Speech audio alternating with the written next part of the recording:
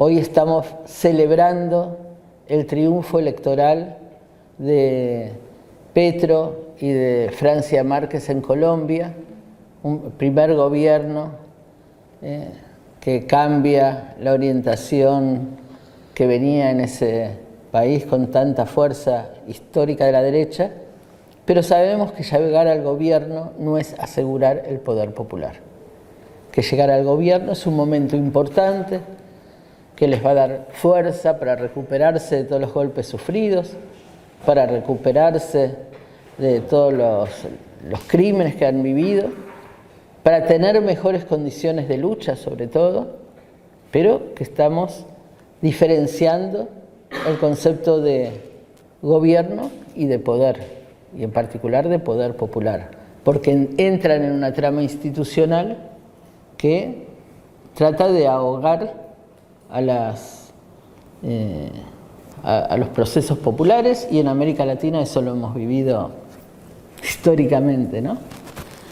Es también, decía, pedagogía de la esperanza, y acá voy a hacer una relación entre el pensamiento de Paulo Freire y el pensamiento de Berta Cáceres.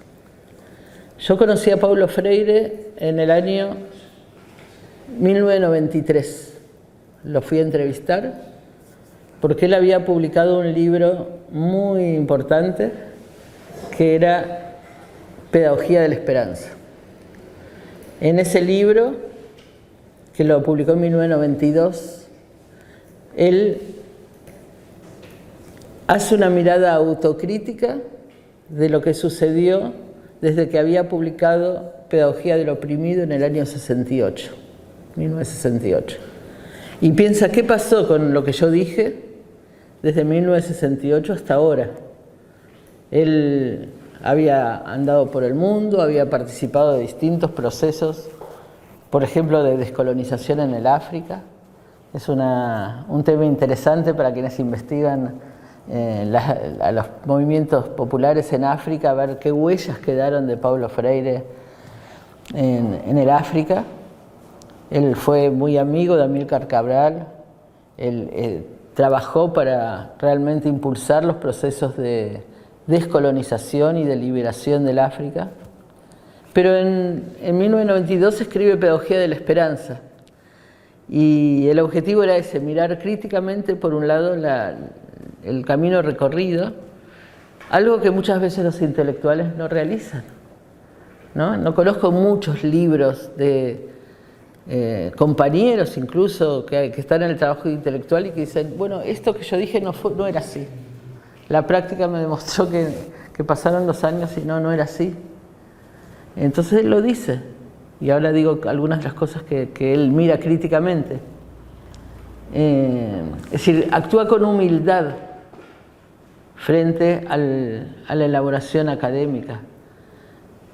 Y por otro lado, pensemos que el año 92, en América Latina, pero yo creo que en la buena parte del mundo, había un momento de decaimiento de las izquierdas que tenía que ver con que en 1989 había sido la caída del muro de Berlín, 1991 la disolución de la Unión Soviética, y más allá de la opinión que uno tuviera sobre lo que había en la Unión Soviética, si era o no era socialismo, si ya había terminado antes, se había impuesto un discurso desde Estados Unidos, que por lo menos en América Latina tuvo mucha fuerza, que era el discurso del fin de la historia, ¿no?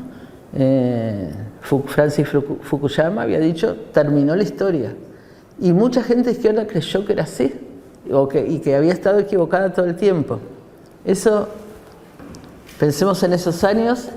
Paulo Freire escribe Pedagogía de la Esperanza. ¿Cómo es? ¿Y en qué se basa la esperanza? Por eso me gustó mucho entrevistarlo en ese año para saber cuál era su idea de la esperanza. Y su idea de la esperanza tiene que ver con una mirada, por un lado, de la dialéctica revolucionaria. Él ahí me habla de Antonio Gramsci, me dice que él intimó con el Antonio Gramsci de la cárcel en particular, que se sintió muy cercano a él, y que no podía terminar la historia porque los pueblos no aceptaban que se se volviera estructural y para siempre la injusticia, entonces que iba a seguir habiendo luchas y rebeldías y revoluciones, y que además la esperanza era necesaria. Él decía que para las luchas era fundamental y hablaba de la esperanza como una necesidad ontológica, ¿sí?, para poder seguir andando. Muchos años después hablé sobre la esperanza con Berta Cáceres. En medio del golpe de Estado, el golpe de Estado en Honduras fue el 28 de junio del 2009. Yo estuve el 8 de marzo del 2010 en Honduras, el 8 de marzo con las compañeras feministas, y de ahí con Berta y sus compañeras y compañeros que estaban en otro lugar, en otro territorio, en un territorio que se llama La Esperanza, que es ahí donde vivía Berta, y estaban haciendo un encuentro por la refundación de Honduras. Más de 1000 delegados y delegadas de movimientos populares discutiendo qué Honduras querían. Y algo también muy extraño para mí, que tengo pensamiento occidental, a pesar de que trato de descolonizar y todo, pero yo pensé que iba a un encuentro sobre cómo organizar la resistencia. Y ellas estaban hablando de qué querían de Honduras, en medio de la dictadura, los primeros meses, casi bajo las balas y los gases y en las movilizaciones todos los días. Y hablaban qué querían hacer con el agua, cómo defender los territorios, cómo reconocer los territorios. Para quienes son geógrafos y geógrafas, hay un ejercicio de reconocimiento territorial que hacen los pueblos que es muy importante para decir, esto es el espacio que habitamos, ¿no? ¿Qué quería hacer con las semillas? ¿Cómo cuidar los ríos? Esos eran los temas que estaban debatiendo. Si aceptar o no aceptar la minería y por qué no aceptarla. Y así muchos temas más. Cómo defender el territorio cuerpo de las mujeres de la violencia patriarcal. Cómo no aceptar las distintas formas de violencia machista. Una entraba a ese encuentro que era en una escuela donde estaban las más de 1000 delegadas y en las paredes decía territorio libre de violencia machista. ¿Sí?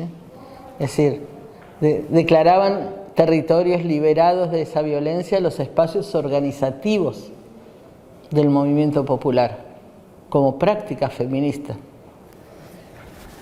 Y entonces le pregunté a Berta, ¿y esto qué es, Berta? ¿Qué es lo que están haciendo? Y ella me dijo, es un ejercicio de educación popular. Y también me dijo, porque el pueblo para luchar tiene que saber por qué lo hace. Tiene que tener esperanza. En nuestro continente, decía ella, en América Latina, nosotros también decimos Abya-Yala. Abya-Yala significa sangre que corre libre. Y es la forma en que el pueblo cuna de Panamá, un pueblo originario de Panamá, nombró al continente. Y después lo tomaron todos los pueblos originarios y las feministas también lo hemos tomado así. Y ella decía, en nuestro continente sabemos el castigo que hay por luchar. Han habido golpes de Estado y dictaduras en todo el continente. Venimos del genocidio, de varios genocidios de los pueblos originarios, de los pueblos negros en el continente. Sabemos que luchar nos lleva a la vida. Entonces, para luchar tiene que haber esperanza. Nadie está dispuesto a luchar como sacrificio, sino motivado por la esperanza de que es posible cambiar el mundo. Entonces, la pedagogía de la esperanza, desde la mirada de Paulo Freire, desde la mirada de Berta Cáceres. Y también es pedagogía de la autonomía, porque nos parece sumamente importante la lucha por la autonomía de los movimientos populares en relación al Estado, a las iglesias, a los partidos políticos, que no significa no relacionarse, sino hacerlo desde su propia construcción de identidad y de experiencia.